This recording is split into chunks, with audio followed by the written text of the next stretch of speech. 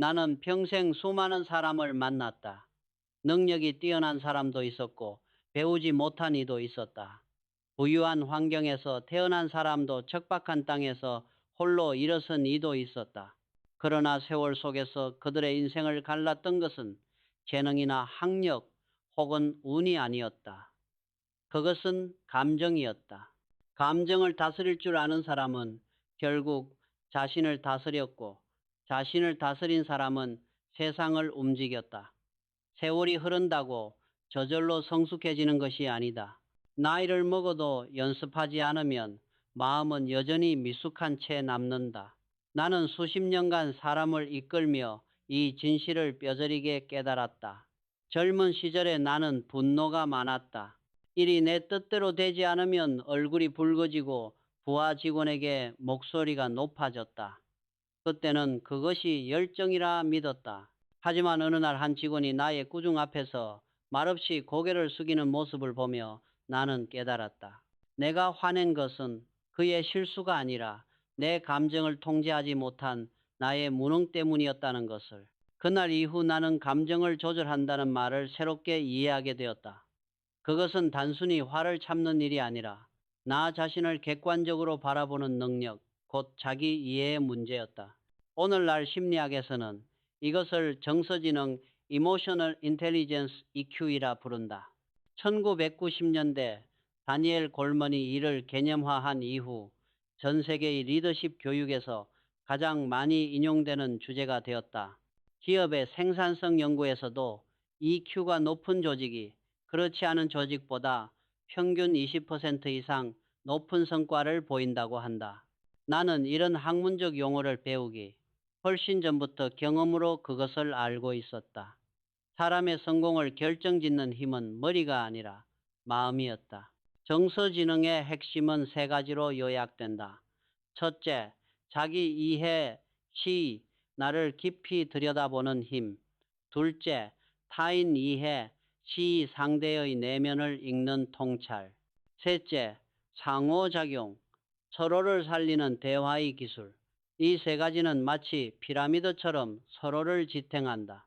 가장 밑단인 자기 이해가 흔들리면 나머지 둘은 무너진다. 많은 사람들은 타인을 평가하기 좋아한다. 저 사람은 이기적이야. 그는 감정이 부족해. 하지만 정작 자신을 바라보는 눈은 흐릿하다. 나는 이런 사람을 좁은 그릇에 세상을 담으려는 자라고 불렀다. 그릇이 작으면 세상을 온전히 담을 수 없듯 자기 이해가 부족한 사람은 타인을 있는 그대로 보지 못한다. 감정을 다스리지 못하는 사람의 공통된 특징이 있다. 언제나 타인을 탓한다는 것이다. 저 사람이 나를 무시했다. 부하가 내 말을 안 듣는다. 세상이 불공평하다. 그러나 감정은 언제나 내 안에서 시작된다. 내가 흔들린 것이다. 나는 젊은 직원들에게 자주 이렇게 말했다. 자네가 불편한 감정을 느낄 때 그 근원을 찾아보게. 그게 타인의 탓이라면 자네는 평생 불행할 것이고 자신에게서 비롯된 것이라면 자네는 성장할 걸세. 감정을 다스리는 사람은 냉정한 사람이 아니다. 오히려 따뜻함을 지킬 줄 아는 사람이다. 왜냐하면 그는 자신의 분노를 타인에게 던지지 않기 때문이다. 나는 중요한 결정을 내리기 전 언제나 하루를 묵혔다. 시간이 감정을 가라앉히면 비로소 이성이 눈을 뜬다. 현대 경영학에서도 디퍼런스 타임, 데퍼럴 타임이라 하여 의사결정 직전의 짧은 시간 지연이 판단의 정확도를 높인다는 연구 결과가 있다. 이처럼 감정의 여유는 단순한 인내가 아니라 전략이다. 사람들은 종종 솔직함을 미덕이라 말한다. 하지만 나는 이렇게 말하고 싶다. 솔직함과 무례함은 단 두 글자 차이지만 인생의 무게는 천근만근 다르다. 진심이라도 남을 다치게 한다면 그것은 미숙함이다. 말은 칼보다 빠르고 상처는 오래 남는다. 그래서 나는 사람을 볼 때 지식이나 학벌보다 먼저 감정을 다루는 방식을 보았다. 실패를 탓하지 않고 배우려는 사람, 타인을 존중하며 말하는 사람, 이런 이들은 반드시 성장했다. 반면 감정에 휘둘리는 사람은 아무리 유능해도 언젠가 스스로 무너졌다. 나는 감정을 통제하라는 표현을 좋아하지 않는다. 감정은 억누르는 대상이 아니라 이해해야 할 대상이다.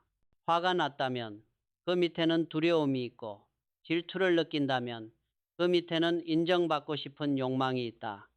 감정은 언제나 메시지를 품고 온다. 그 메시지를 읽을 줄 아는 사람이 진짜 어른이다. 살다 보면 화나는 일이 끝없이 일어난다. 그때마다 나는 스스로에게 물었다. 이 감정이 나를 지배하게 둘 것인가? 아니면 내가 이 감정을 경영할 것인가?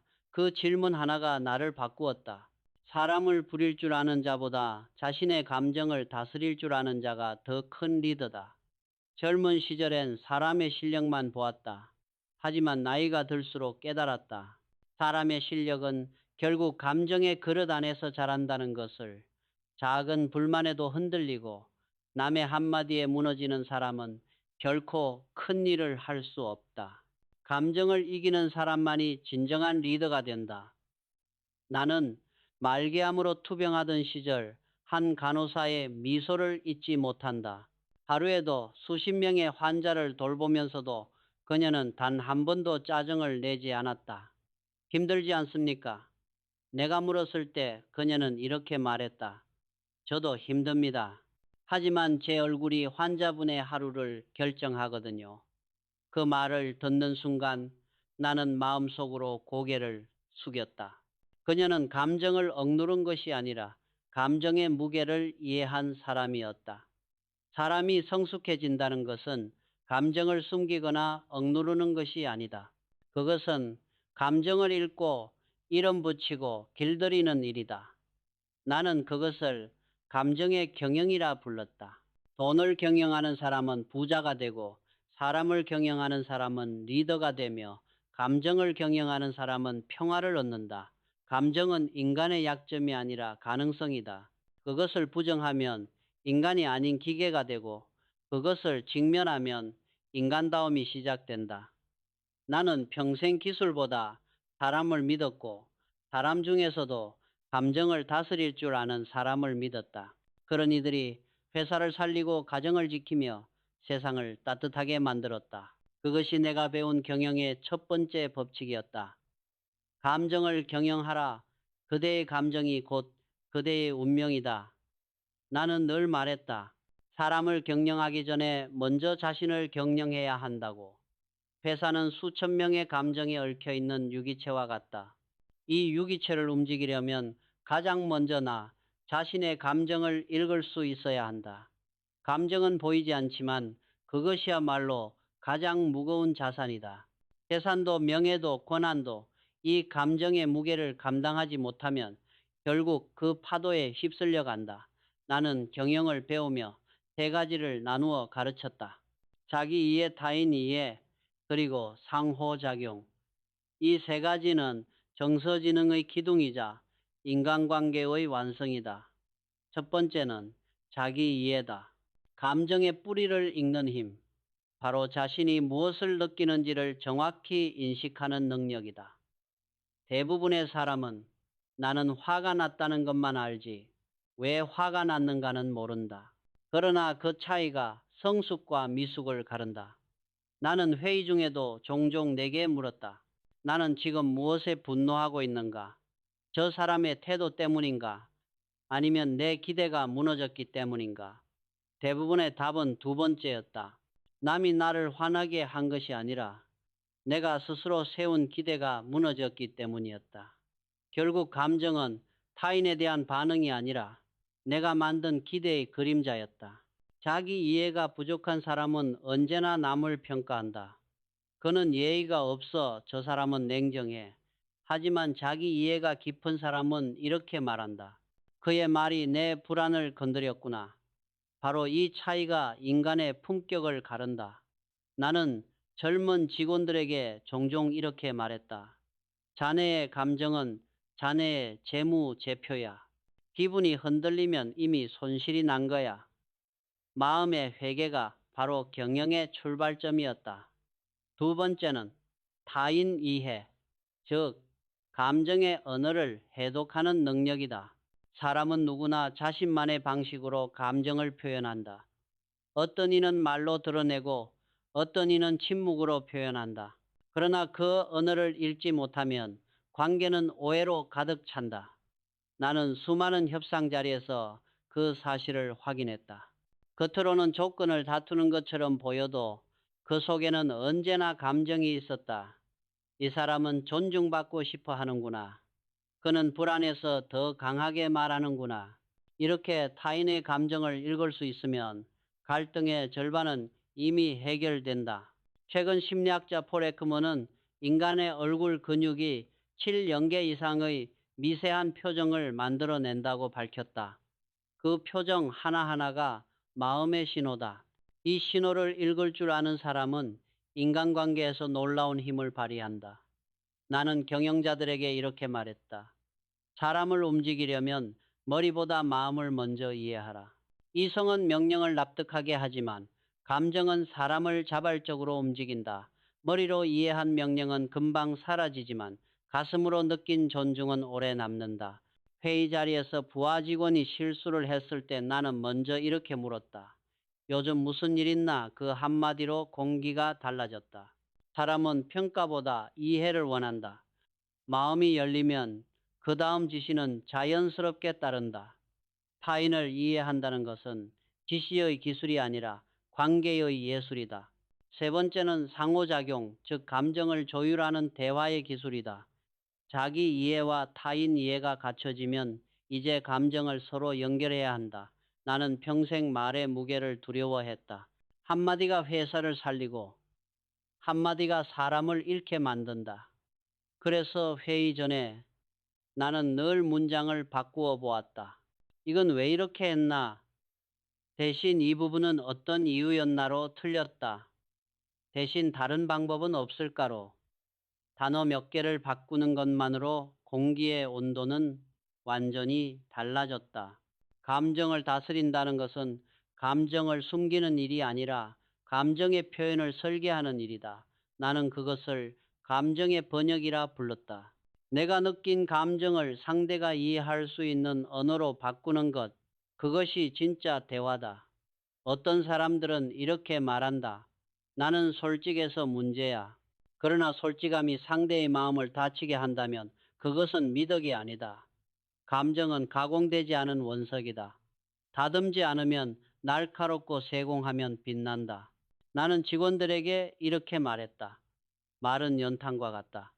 잘 태우면 따뜻함이 되지만 던지면 흉기가 된다. 상호작용의 기술이란 결국 상대의 온도를 고려하는 일이다. 말을 던지기 전에 이 말이 저 사람의 하루를 무겁게 만들지는 않을까를 생각하는 사람, 그가 진정한 리더다. 이 세 가지 단계, 자기 이해, 타인 이해, 상호작용을 연결하는 축을 나는 감정의 균형이라 불렀다. 자기 이해만 깊고 타인 이해가 부족하면 사람은 이기적이 되고 타인 이해만 앞서면 사람은 공허해진다. 상호작용만 강조하면 관계는 피상적이 된다. 따라서 이 세 단계는 함께 자라야 한다. 나는 회의가 끝나면 늘 나 자신에게 물었다. 내가 방금 한 말은 상대의 입장에서 어떻게 들렸을까? 나는 내 감정을 읽고 있었는가? 이 질문이 습관이 되면 감정은 나를 지배하지 못한다. 그때부터 감정은 나를 흔드는 바람이 아니라 나를 밀어주는 에너지가 된다. 현대 사회는 감정의 시대다. 인공지능과 자동화가 인간의 일자리를 대신하는 지금 오히려 감정은 마지막 인간의 기술이 되었다. 기술이 발전할수록 인간은 감정의 가치를 다시 배우게 된다. 나는 이를 감정의 르네상스라고 부른다. 회사든 가정이든 결국 모든 관계는 감정의 흐름 위에 있다. 감정을 잃은 관계는 이성적일지 몰라도 결코 오래가지 않는다. 리더십의 본질은 감정을 인식하고 다스리고 조율하는 능력이다. 그리고 그 출발점은 언제나 자기 자신이다. 나는 오늘도 스스로에게 묻는다. 나는 지금 내 감정의 주인인가 아니면 노예인가? 그 물음이 계속되는 한 인간은 조금씩 성장한다. 사람의 마음은 바다와 같다. 겉으로는 잔잔해 보여도 그 밑에는 끊임없는 조류가 흐른다. 감정의 물결을 읽을 줄 모르면 배는 언제든 뒤집히지만 그 흐름을 이해하는 사람은 바람조차 돛으로 바꾼다. 나는 젊은 시절 이 사실을 몰랐다. 감정은 약점이라 생각했고 감정이 흔들리면 실패한다고 믿었다. 그러나 시간이 흘러 알게 되었다. 감정은 약점이 아니라 인간을 인간답게 만드는 유일한 언어라는 것을. 감정을 외면하면 사람은 기능만 남는다. 회사에서도 가정에서도 감정을 잃은 관계는 오래가지 못한다. 처음에는 효율적일지 몰라도 결국 마음이 메말라 버린다. 나는 한때 숫자와 성과만을 줬던 경영자였다. 매출이 오르면 만족했고 떨어지면 분노했다. 그러나 사람의 마음을 놓친 채 세운 성과는 모래성 같았다. 한번 비가 내리면 흔적도 없이 무너진다. 내가 한 회사를 맡았을 때 실적은 나쁘지 않았다. 그러나 사무실의 공기는 차가웠다. 누구도 웃지 않았고 보고서는 완벽했지만 눈빛은 텅 비어 있었다. 나는 회의를 멈추고 직원들에게 물었다. 요즘 회사에 오면 마음이 편한가요? 아무도 대답하지 않았다. 그 침묵이 모든 것을 말해 주었다. 나는 그날 결심했다. 사람의 마음부터 회복시키자. 그 후 나는 작은 실험을 했다. 매주 월요일 아침 10분 동안 업무 보고 대신 감정 보고를 하게 했다.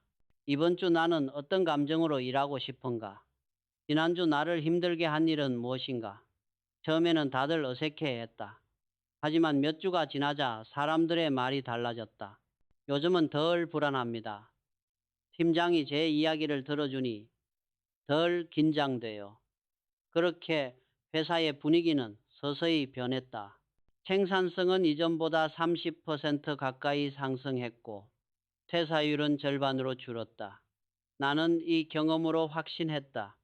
감정을 돌보는 것이야말로 가장 강력한 경영 전략임을. 감정의 리더십은 거창한 말로 시작하지 않는다. 오히려 작은 배려에서 시작된다. 오늘은 얼굴이 피곤해 보이네요. 괜찮으세요? 라는 한마디. 그때 내가 너무 날카로웠죠. 미안해요. 라는 인정. 이런 사소한 문장이 신뢰를 쌓는다. 사람은 자신을 존중받는다고 느낄 때 비로소 진심으로 헌신한다. 감정을 다루는 일은 심리학이 아니라 인간학이다. 나는 수많은 위기 상황을 겪으며 깨달았다. 리더는 위기 속에서 감정을 조율하는 지휘자다. 예컨대 2008년 금융위기 때 회사 전체가 불안에 휩싸였다. 매출이 반토막 났고 사람들은 언제 구조조정이 올지 몰라 두려워했다. 그때 나는 회의를 열고 단호하게 말했다. 우리는 지금 공포 속에 있습니다. 그러나 이 공포를 숨기지 맙시다. 두려움을 나누는 것이 진짜 용기입니다. 그 말 이후 사람들은 서로의 불안을 나누기 시작했다. 저도 무섭습니다. 하지만 같이 버텨봅시다. 그 대화가 조직을 살렸다. 두려움을 인정할 때 인간은 비로소 강해진다. 나는 이 경험을 감정의 공유가 신뢰의 씨앗을 만든다고 정리했다. 심리학에서도 이를 정서적 개방, EI 오픈네스이라 부른다. 2019년 하버드의 리더십 연구에 따르면 위기 상황에서 감정을 솔직히 공유한 리더의 팀은 그렇지 않은 팀보다 회복 탄력성이 2.5배 높았다. 이는 인간의 본능 때문이다. 감정을 함께 느낄 때 우리는 우리가 된다. 그 후 나는 조직의 핵심 원칙을 하나 바꾸었다. 성과 중심에서 감정 중심으로. 성과는 목표가 아니라 결과였다. 감정을 잘 다루면 성과는 따라왔다. 반대로 감정을 잃으면 아무리 시스템이 완벽해도 무너졌다. 나는 회의실 벽에 이런 문장을 걸어두었다. 사람의 감정을 지키는 것이 곧 회사를 지키는 일이다. 감정을 다루는 일은 리더뿐 아니라 누구에게나 필요한 삶의 기술이다. 가정에서도 마찬가지다. 나는 딸이 사춘기에 접어들었을 때 매번 말싸움을 벌였다. 공부는 안 하고 핸드폰만 보고 있냐? 아빠는 맨날 잔소리만 해. 그럴 때마다 나는 이성을 앞세웠지만 다른 감정으로 반응했다. 어느 날 나는 그 싸움이 반복된 이유를 깨달았다. 나는 이성으로 가르치려 했고 다른 감정으로 이해받고 싶었던 것이다. 그 후 나는 태도를 바꿨다. 오늘 하루 어땠어? 힘들었어? 이렇게 묻기 시작했다. 그랬더니 딸이 어느 날 말했다. 아빠, 이제는 내 얘기를 들어주는 것 같아요. 그 말을 듣고 나는 오랫동안 가슴이 먹먹했다. 감정의 리더십은 회사에서만 필요한 게 아니었다. 인간관계의 모든 출발점이었다. 사람은 감정의 존재다. 그러나 많은 사람은 감정을 통제해야 할 것으로 배운다. 특히 우리 세대는 그랬다. 울면 약하다고, 화내면 미성숙하다고, 기쁘면 들뜬다고. 그래서 감정은 늘 눌려 있었다. 하지만 나는 이제 안다. 감정은 억제의 대상이 아니라 이해의 대상이라는 것을. 감정을 억누르면 병이 되고 감정을 이해하면 에너지가 된다. 감정은 나를 괴롭히는 것이 아니라 나를 알려주는 신호다. 나는 사람들에게 자주 이렇게 말한다. 감정은 없어지지 않는다. 다만 방향을 잃을 뿐이다. 방향을 잃은 감정은 분노로 터지고 방향을 찾은 감정은 사랑으로 바뀐다. 그 차이는 아주 작지만 인생을 바꾼다. 감정을 두려워하지 말라. 그것은 당신의 적이 아니라 당신의 나침반이다. 시간이 흐르고 나는 감정이야말로 인간의 가장 정교한 지혜라는 사실을 믿게 되었다. 숫자나 논리보다 감정이 더 정확하게 사람을 움직인다. 그리고 감정을 이해하는 사람은 결코 함부로 말하지 않는다. 그들은 알고 있다. 말 한마디가 누군가의 하루를 바꾸고 때로는 인생을 바꿀 수도 있다는 것을. 그래서 나는 오늘도 내 일기장에 이렇게 쓴다. 감정을 다스린다는 것은 세상을 따뜻하게 만드는 일이다. 그리고 그 따뜻함은 반드시 돌아온다. 인생을 오래 살다 보면 깨닫는다. 세상을 바꾸는 힘은 거대한 이념이나 전략이 아니라 결국 사람의 마음이라는 것을. 그리고 그 마음을 움직이는 근원적인 힘은 감정이다. 감정이 흔들리면 관계가 무너지고 관계가 무너지면 조직이 무너진다. 반대로 감정이 통합되면 관계가 단단해지고 관계가 단단해지면 공동체가 살아난다. 나는 수많은 위기와 변화를 겪으며 이 단순한 진리를 뼈속 깊이 배웠다. 감정은 인간관계의 보이지 않는 통화와 같다. 돈은 잃으면 다시 벌 수 있지만 감정의 신뢰는 한 번 무너지면 복구하기 어렵다. 나는 젊은 리더들에게 늘 이렇게 말했다. 감정의 잔고를 먼저 확인하라. 상대의 마음속에 내가 쌓은 신뢰가 많을수록 어떤 말도 부드럽게 전해진다. 반면 감정의 잔고가 바닥나면 아무리 옳은 말도 비수처럼 밝힌다.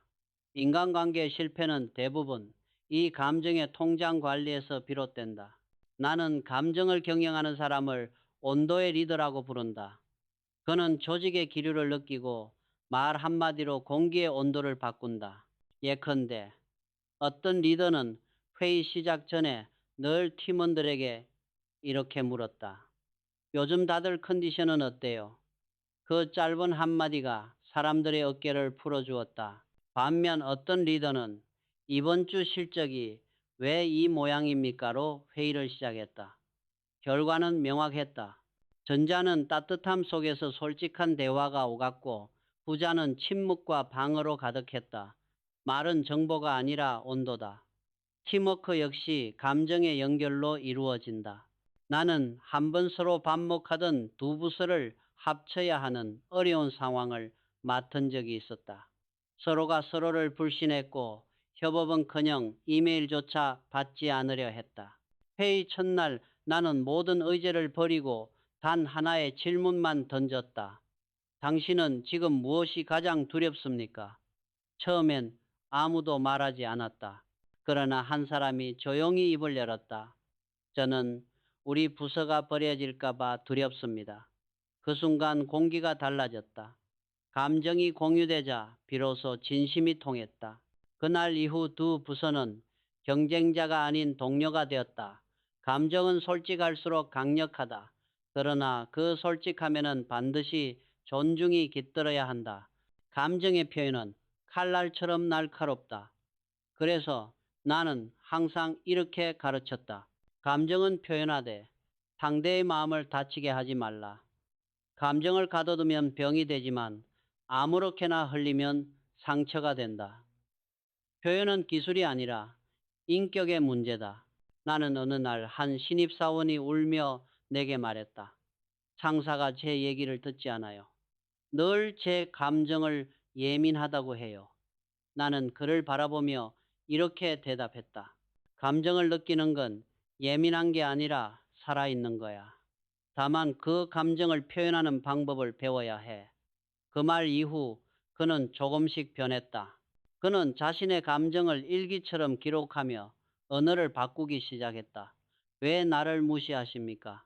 에서 제가 이런 상황을 겪을 때 힘이 듭니다. 로 단어 몇 개가 달라졌을 뿐인데 관계가 달라졌다. 감정의 품격은 결국 언어의 품격이다. 말이 곧 마음이다. 나는 회사든 가정이든 언어의 질이 높을수록 그 공동체의 품격도 높아진다고 믿는다. 괜찮아요. 수고했어요. 그럴 수도 있죠. 이런 짧은 문장들이 하루의 무게를 바꾼다. 반대로 당신은 왜 항상 그래요? 그건 말이 안 되죠. 같은 말은 상대의 존재를 흔든다. 결국 인간관계의 질은 감정의 언어를 얼마나 세련되게 사용하는가에 달려 있다. 감정의 리더십이란 상대의 마음이 머무를 수 있는 공간을 만드는 일이다. 나는 그것을 정서적 쉼터라 불렀다. 그곳에서는 누구도 평가받지 않고 누구도 감정을 숨기지 않는다. 감정이 안전하게 표현될 수 있을 때 사람은 비로소 창의적으로 변한다. 실제로 구글의 프로젝트 아리스토텔레스 연구에서도 최고 성과를 내는 팀의 공통점은 심리적 안정감, psychological safety였다. 사람들은 실수를 두려워하지 않고 감정을 나눌 수 있을 때 가장 탁월한 결과를 냈다. 나는 회사를 경영하면서 이 원칙을 철저히 적용했다. 회의에서 누군가 다른 의견을 내면 나는 먼저 이렇게 말했다. 좋은 지적이에요. 그 시선은 우리에게 꼭 필요합니다. 단 한마디의 인정이 방어를 녹인다. 감정의 안전이 확보되면 이성의 논의가 열린다. 반대로 감정이 닫히면 아무리 똑똑한 사람도 침묵한다. 인간의 뇌는 감정이 위협받을 때 사고를 멈춘다. 그러니 감정을 지키는 것은 단순한 따뜻함이 아니라 생산성을 위한 가장 이성적인 전략이다. 사람들은 흔히 이렇게 묻는다. 리더에게 필요한 것은 냉정함 아닙니까? 나는 고개를 저었다. 냉정함은 필요하지만 그것만으로는 부족하다. 리더에게 진짜 필요한 것은 따뜻한 냉정함이다. 냉정함이 판단을 지키고 따뜻함이 관계를 지킨다. 어느 한쪽이 사라지면 조직은 극단으로 흐른다. 냉정만 남으면 조직은 차가워지고 따뜻함만 남으면 방향을 잃는다. 진짜 리더는 두 가지를 동시에 품는다. 그런 리더를 나는 실제로 본 적이 있다. 어느 날 한 간부가 큰 실수를 저질렀다. 대부분이라면 즉시 질책했을 것이다. 그러나 그 리더는 잠시 침묵한 뒤 이렇게 말했다. 이 일로 자네가 얼마나 괴로웠는지 압니다. 하지만 책임은 함께 집시다. 그 순간 방 안의 공기가 바뀌었다. 모두가 고개를 숙였다. 나중에 그 간부는 이렇게 말했다. 그 한마디에 오히려 더 책임감을 느꼈습니다. 감정을 이해하는 리더는 사람의 충성심을 명령이 아니라 공감으로 이끌어낸다. 나는 인생의 마지막까지도 이 진리를 잊지 않았다. 감정은 인간을 약하게 만드는 것이 아니라 서로를 연결하게 만드는 다리다. 감정을 숨기면 우리는 멀어지고 감정을 나누면 가까워진다. 결국 인간관계의 품격은 감정을 얼마나 진솔하게 그리고 따뜻하게 다루느냐에 달려 있다. 그래서 나는 오늘도 사람들에게 이렇게 말한다. 감정을 두려워하지 말라. 그것은 당신이 아직 살아있다는 증거다. 감정은 인간의 가장 아름다운 언어이며 관계의 가장 깊은 뿌리다. 그리고 그 감정을 존중할 줄 아는 사람만이 진정한 리더가 된다. 리더십의 본질은 지식이나 권력이 아니다. 그것은 존재의 힘이다. 존재의 힘은 감정의 성숙에서 나온다. 감정이 미숙한 사람은 권력을 쥐어도 불안하고, 감정이 성숙한 사람은 아무 자리가 없어도 사람들을 따뜻하게 만든다. 나는 세월이 흘러갈수록 리더십이란 결국 감정의 품격이라는 결론에 도달했다. 사람의 감정은 외부의 자극에 즉각 반응하지만 감정의 품격은 그 반응을 선택하는 능력에서 나타난다. 미숙한 사람은 즉각 반응하고 성숙한 사람은 잠시 멈춘다. 그 멈춤의 몇 초가 인생의 방향을 바꾼다. 나는 그것을 감정의 여백이라 불렀다. 여백은 단순히 아무것도 하지 않는 시간이 아니라 자신을 되돌아보는 지성의 공간이다. 감정이 들끓을 때 그 여백을 확보할 수 있다면 이미 반은 이긴 것이다. 한 번은 젊은 임원이 격앙된 표정으로 내게 말했다. 회장님, 부하들이 제 말을 무시합니다. 참을 수 없습니다. 나는 그를 조용히 바라보다가 물었다. 자네의 말을 무시한 건가? 아니면 자네의 말투를 거부한 걸까? 그는 잠시 말을 잃었다. 그리고 이내 고개를 숙였다. 생각해보니 제 말투가 너무 공격적이었습니다. 그때 나는 그에게 말했다. 리더십은 말의 내용보다 말의 감정이 전하는 것이다. 감정이 미성숙한 사람은 자신의 옳음을 증명하려 하지만 감정이 성숙한 사람은 상대의 마음을 이해하려 한다. 세상을 이기는 힘은 논리가 아니라 공감이다. 나는 오랜 세월 경영을 하며 깨달았다. 가장 강한 조직은 이긴 팀이 아니라 이해하는 팀이다. 서로의 감정을 이해하는 순간 관계는 방어에서 신뢰로 바뀐다. 감정의 성숙은 결국 인간의 성장 그 자체다. 우리는 나이를 먹으며 지식을 쌓고 경험을 늘리지만 감정의 성숙은 연습이 없으면 멈춘다. 감정은 근육과 같다. 사용하지 않으면 위축되고 반복적으로 다루면 강해진다. 나는 매일 저녁 하루를 돌아보며 이렇게 자문했다. 오늘 나는 어떤 감정으로 살았는가? 누군가의 감정을 다치게 하지는 않았는가? 그 질문을 꾸준히 던지면 감정의 근육은 단단해진다. 감정이 성숙한 사람은 세 가지 특징을 지닌다. 첫째, 상처를 견디는 힘이 있다. 그들은 상처를 부정하지 않고 그 안에서 배운다. 둘째, 타인을 비난하기보다 이해하려는 마음이 있다. 그들은 저 사람은 왜 저럴까? 대신 저 사람의 두려움은 무엇일까를 묻는다. 셋째, 감정을 도구로 사용하는 지혜가 있다. 그들은 감정에 휘둘리지 않고 감정을 활용한다. 분노는 정의로, 슬픔은 공감으로, 두려움은 준비로 바꾼다. 나는 이런 사람을 감정의 연금술사라고 부른다. 금속을 금으로 바꾸듯 그들은 감정을 가치로 바꾼다. 슬픔은 위로로, 실패는 성장으로, 불안은 혁신으로 바꾸는 사람들이다. 이런 사람들이 세상을 따뜻하게 바꾼다. 나 역시 젊을 땐 감정의 노예였다. 일이 잘못되면 분노했고 인정받지 못하면 서운했다. 하지만 어느 날 한 어르신의 한마디가 내 인생을 바꾸었다. 자네는 감정을 흘리는구먼. 흘리지 말고 가꿔야지. 그때는 그 말의 의미를 몰랐다. 그러나 세월이 흐르며 깨달았다. 감정을 가꾼다는 건 그것을 잘 관리하고 다른 사람과 나눌 수 있는 수준까지 승화시키는 일이라는 것을. 감정을 가꾼다는 것은 나의 내면을 돌보는 일이다. 분노가 올라올 때 나는 지금 무엇을 두려워하는가를 묻는 것. 질투가 일어날 때 나는 어떤 사랑을 갈망하는가를 묻는 것. 감정의 뿌리를 묻는 질문이 바로 성숙의 시작이다.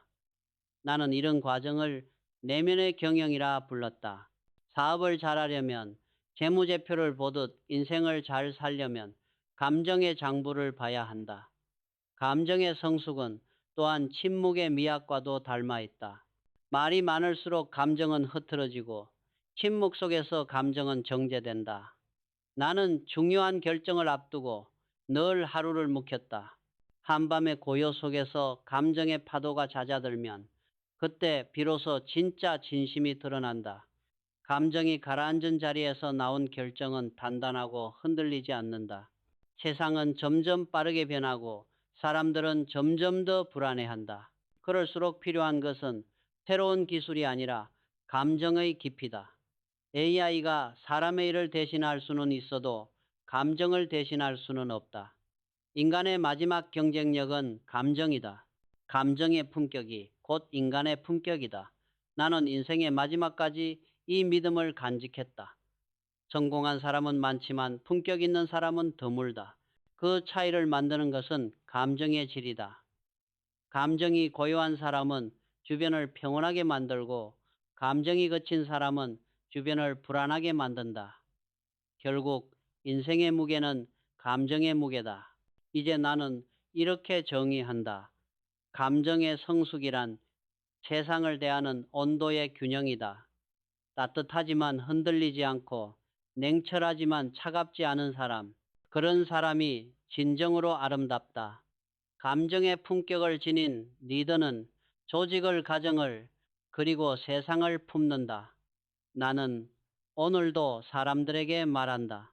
당신이 감정을 다스릴 수 있다면 인생의 절반은 이미 이긴 것이다. 그리고 그 다음 절반은 그 감정을 통해 누군가를 따뜻하게 하는 일이다.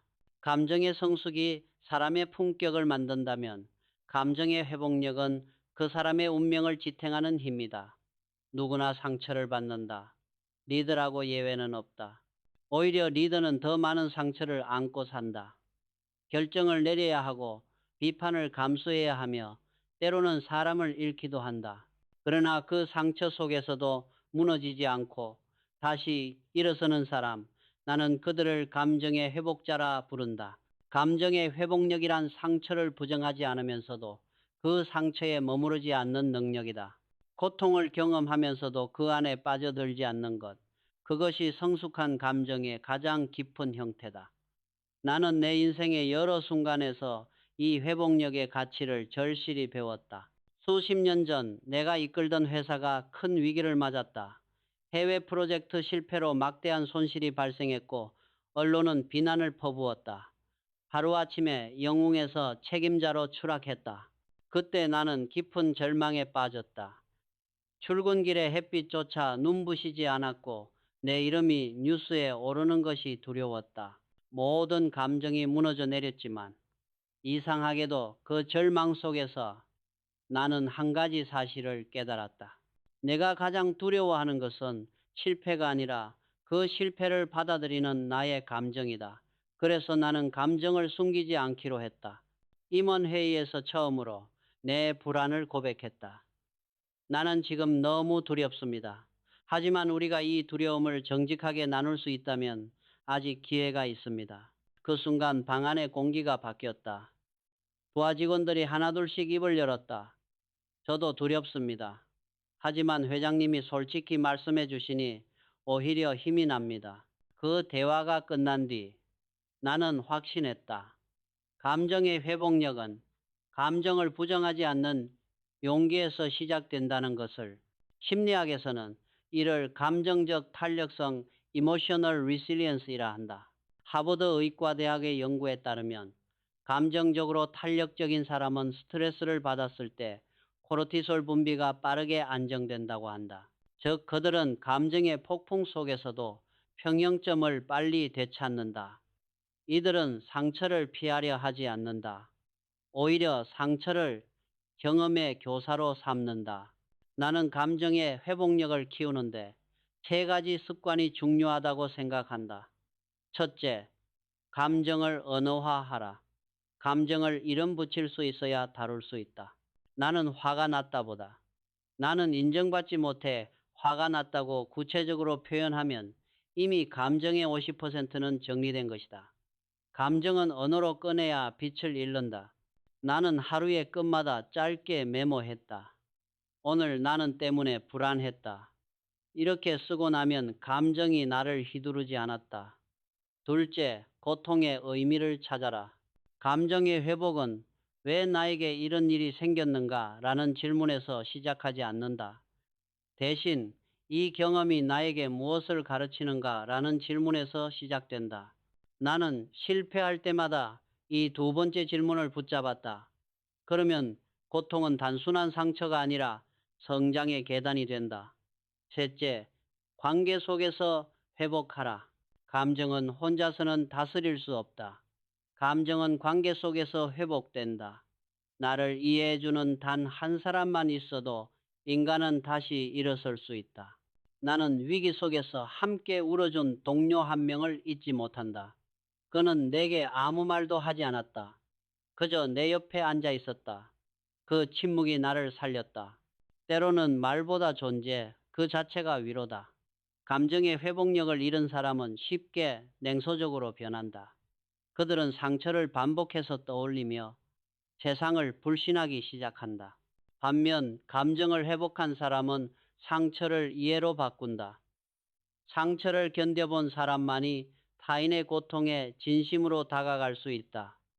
나는 그런 사람들의 눈빛을 본다. 그들의 눈에는 부드러운 강함이 있다. 부드럽지만 꺾이지 않는 그것이 진짜 힘이다. 나는 이런 사람들을 회사의 중심에 두었다. 그들은 조직의 정서적 척추였다. 위기가 닥치면 그들이 가장 먼저 사람들을 다독였고, 갈등이 생기면 그들이 중간에서 마음을 이어주었다. 그들은 목소리를 높이지 않았지만 그들의 존재만으로 팀이 안정됐다. 감정의 회복력이 있는 사람은 리더가 아니어도 리더의 역할을 한다. 나는 말년에 한 청년 리더에게 이런 편지를 썼다. 리더의 진짜 힘은 넘어지지 않는 데 있지 않다. 넘어졌을 때 감정을 정직하게 회복하는 데 있다. 감정의 회복이 빠른 사람은 인생의 속도가 다르다. 그들은 고통을 회피하지 않고 고통을 성장의 연료로 삼는다. 감정의 회복력은 결국 자기자비 셀프 컴파션의 힘이다. 자신을 비난하지 않고 실수를 품어주는 마음, 완벽하려 하지 않고 불완전한 자신을 인정하는 것.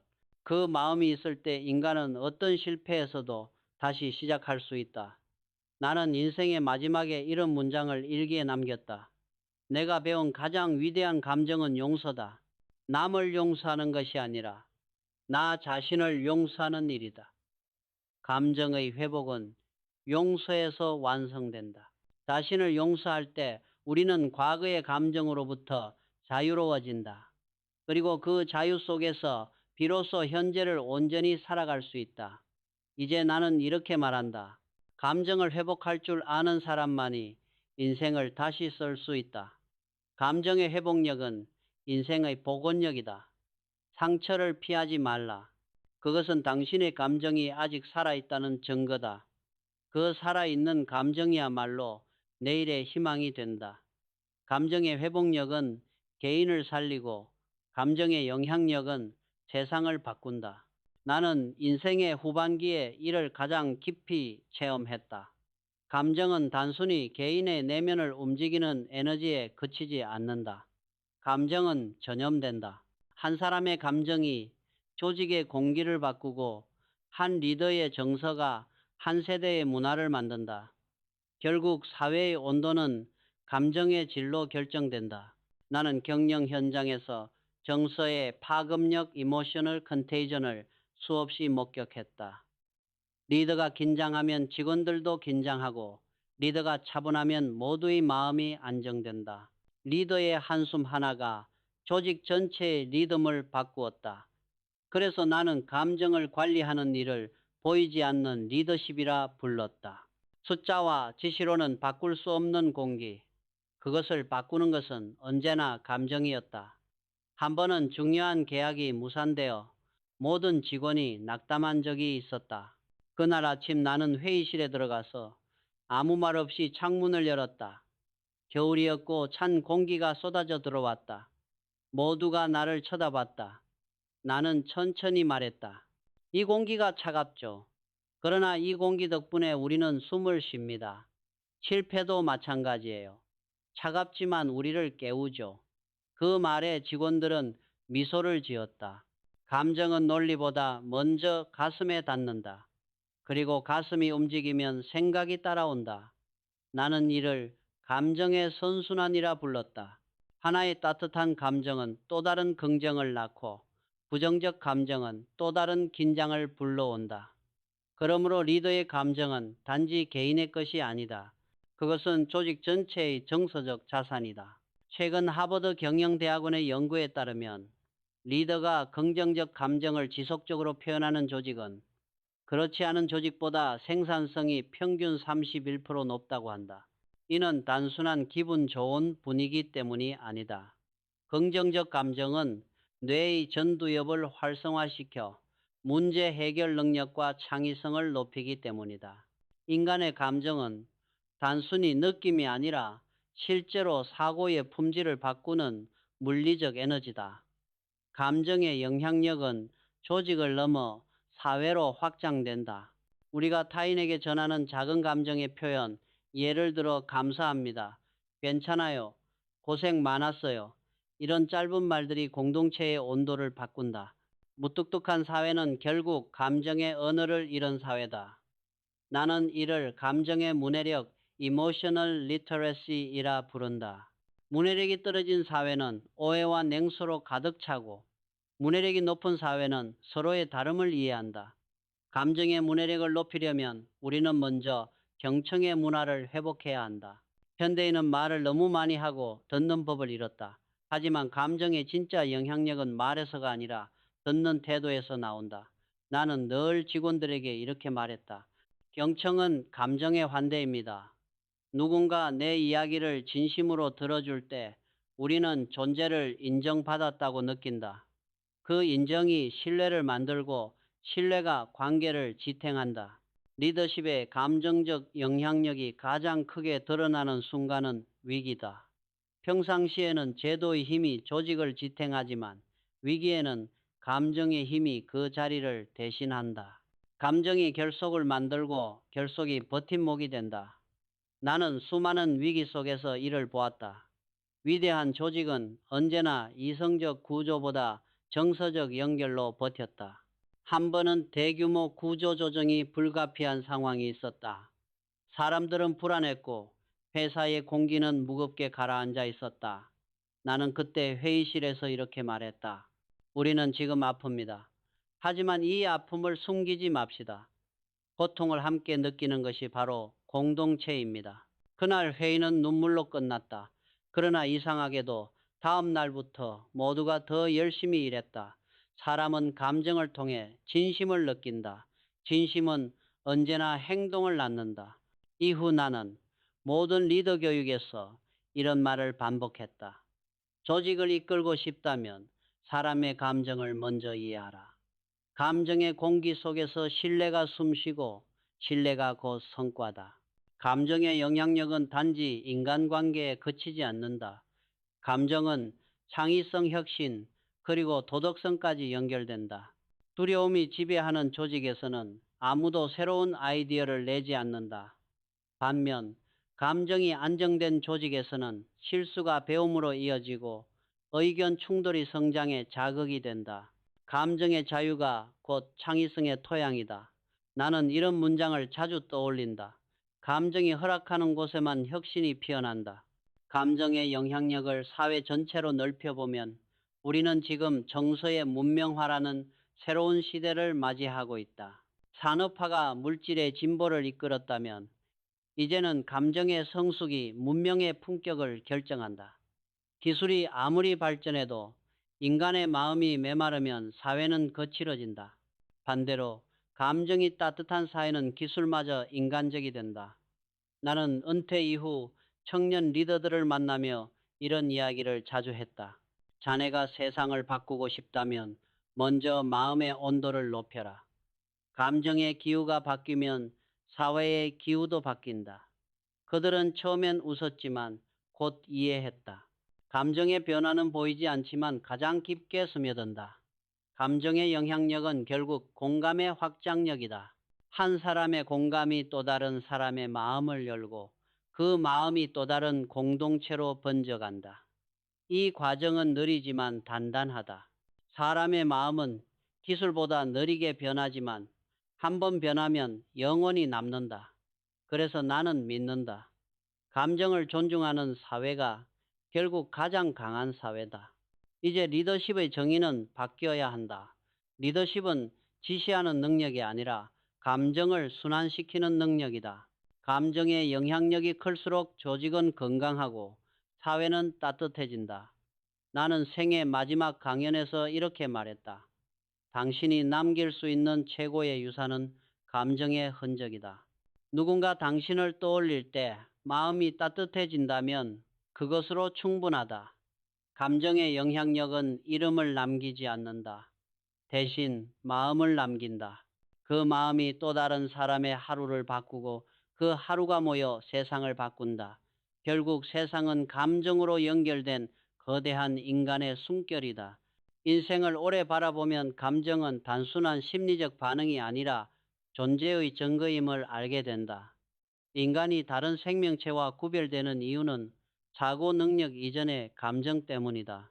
감정은 인간이 세상과 관계 맺는 첫 번째 언어이며 존재가 자신을 인식하는 가장 원초적 형태다. 철학자 스피노자는 이렇게 말했다. 감정은 인간이 살아있다는 증명이다.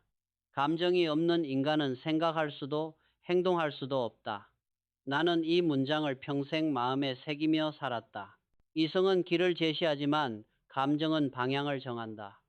인간은 이성으로 판단하고 감정으로 살아간다. 이 둘은 대립이 아니라 서로를 완성시키는 쌍이다.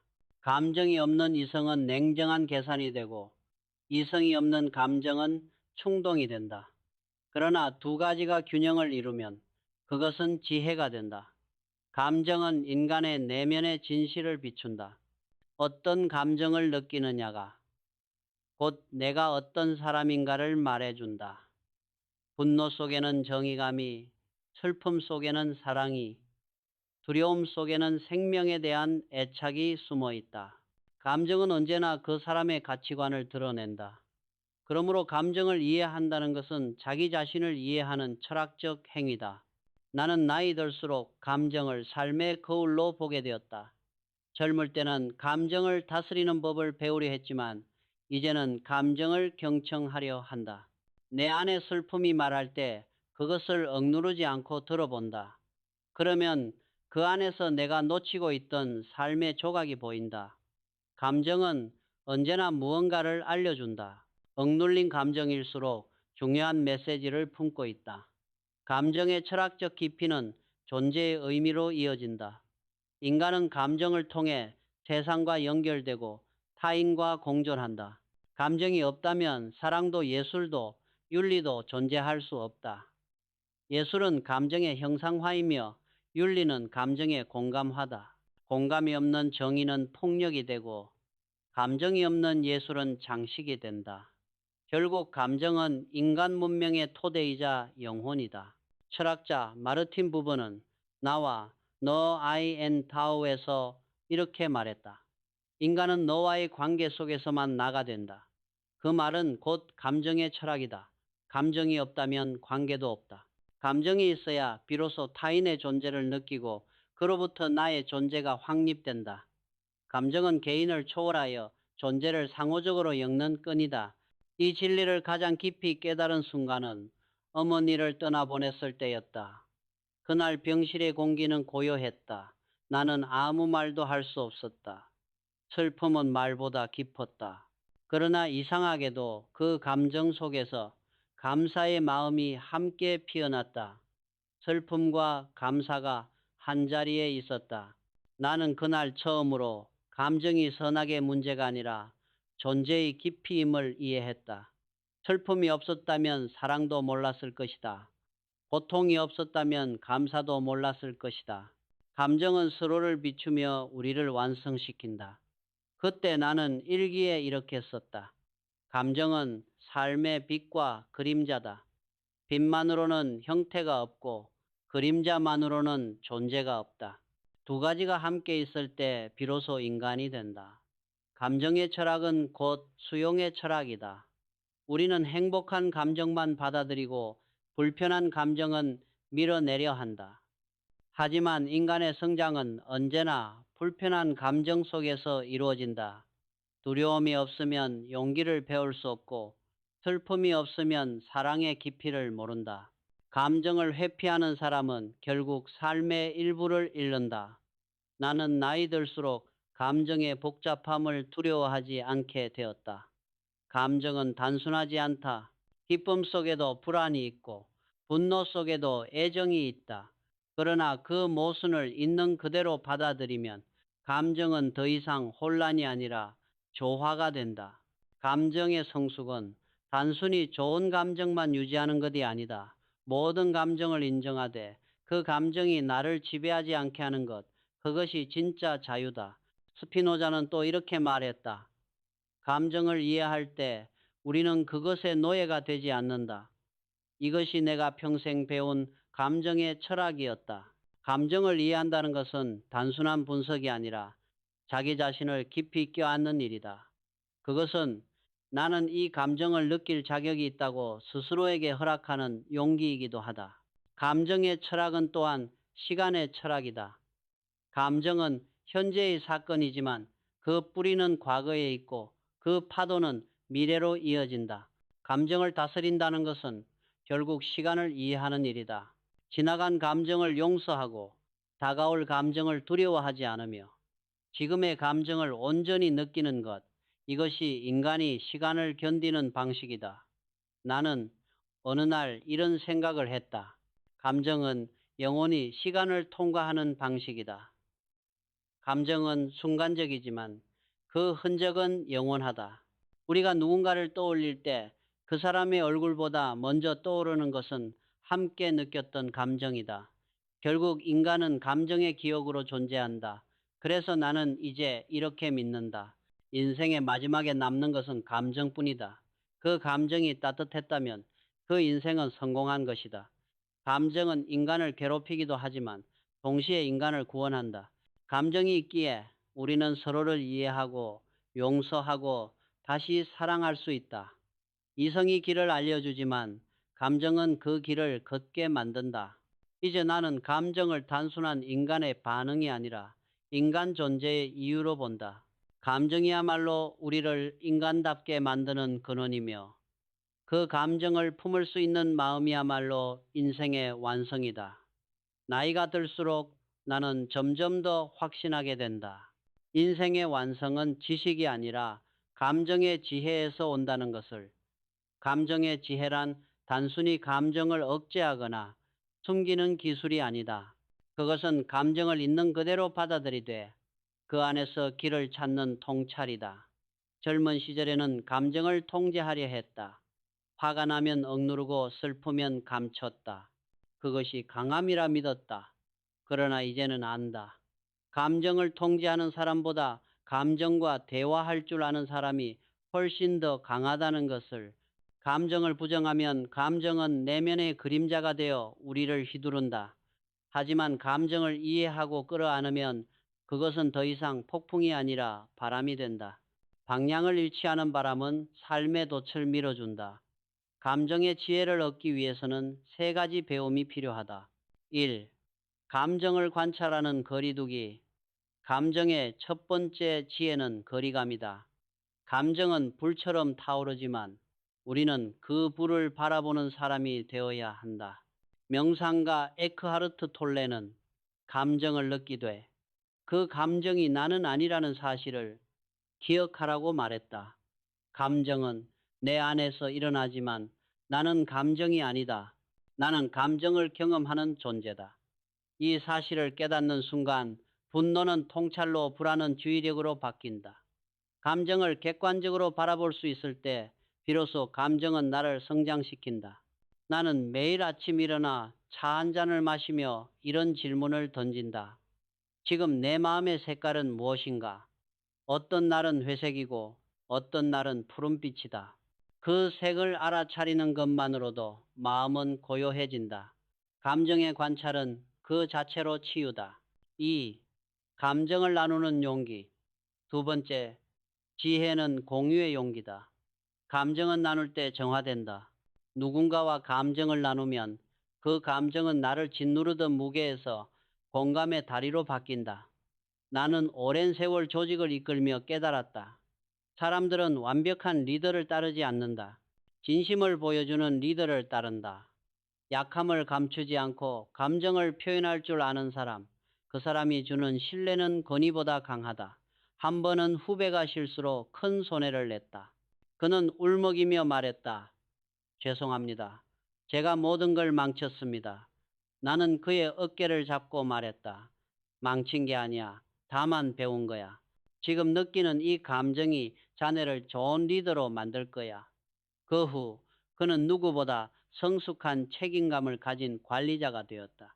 감정을 숨기지 않고 나누는 것은 부끄러움이 아니라 성숙의 증거다. 3. 감정을 사랑으로 바꾸는 지혜. 세 번째는 감정의 성화다. 모든 감정은 사랑으로 향할 수 있다. 분노는 정의감으로, 슬픔은 공감으로, 외로움은 이해로 변화할 수 있다. 감정을 승화시키는 힘은 용서에서 온다. 나 자신을 용서하고 타인을 용서할 때 감정은 더 이상 나를 갉아먹는 불이 아니라 나를 비추는 등불이 된다. 나는 인생의 후반부에 이르러 깨달았다. 감정의 가장 성숙한 형태는 결국 사랑이다. 사랑은 단지 감정의 한 종류가 아니라 감정의 모든 형태가 도달하는 마지막 항구다. 사랑은 이해이고 수용이고 평화다. 사랑할 때 우리는 더 이상 판단하지 않는다. 슬픔조차 사랑의 일부로 느껴질 때 인간은 비로소 자유로워진다. 감정의 지혜를 얻은 사람은 세상을 다르게 본다. 그들은 타인의 말 뒤에 숨은 두려움을 보고 분노 뒤에 상처를 알아차린다. 그들은 비난 대신 이해를, 경쟁 대신 연대를 선택한다. 그들은 세상을 흑백으로 나누지 않는다. 모든 감정에는 그 나름의 이유가 있다는 사실을 알기 때문이다. 나는 인생의 끝자락에서 이런 생각을 자주 했다. 결국 인간은 감정을 배우기 위해 태어난 존재가 아닐까. 우리는 어린 시절부터 감정을 배우며 성장한다. 사랑을 배우고 상처를 배우고 미움을 배우고 용서를 배우며 마침내 감정을 초월한 평온에 다다른다. 그 평온은 무감정이 아니라 모든 감정을 품은 고요다. 나는 이제 이렇게 정의한다. 감정의 지혜란 모든 감정이 결국 사랑으로 돌아간다는 사실을 아는 것. 누군가를 미워했던 기억도 후회했던 눈물도 세월이 지나면 결국 사랑의 다른 이름이었다는 걸 깨닫는다. 인생의 마지막에 남는 건 그 감정뿐이다.